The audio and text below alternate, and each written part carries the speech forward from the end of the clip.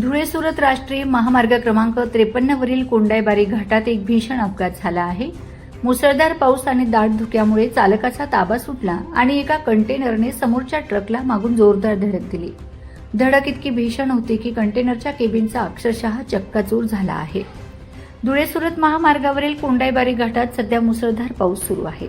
त्यातच दाट धुक्यामुळे रस्ता दिसणे कठीण झाले होते।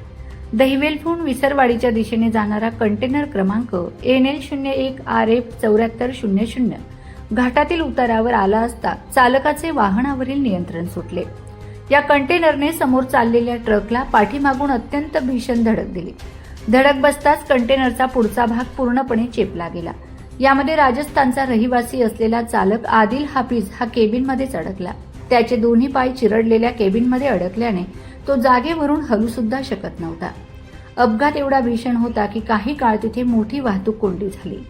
घटनेची माहिती मिळताच महामार्ग वाहतूक सुरक्षा मदत केंद्राचे अधिकारी सहाय्यक पोलीस निरीक्षक विवेक पाडवी यांच्या मार्गदर्शनाखाली पोलीस पथक तात्काळ घटनास्थळी दाखल झाले।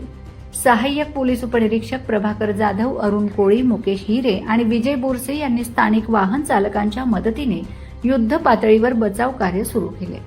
तब्बल काही तासांच्या प्रयत्नानंतर चालक आदिल हाफिज याला केबिन कापून सुखरूप बाहेर काढण्यात यश आले। सुदैवाने चालक या अपघातात किरकोळ जखमी झाला आहे।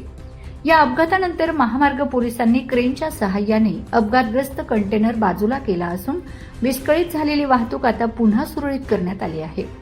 दरम्यान कोंडाईबारी घाट परिसरात सध्या मुसळधार पाऊस आणि दाट धुक्यामुळे दृश्यमानता विजिबिलिटी खूपच कमी झाली आहे। त्यामुळे महामार्ग प्रशासनाने वाहन चालकांना वेगावर नियंत्रण ठेवण्याचे आणि सुरक्षित अंतर राखून गाड्या चालवण्याचे आवाहन केले आहे।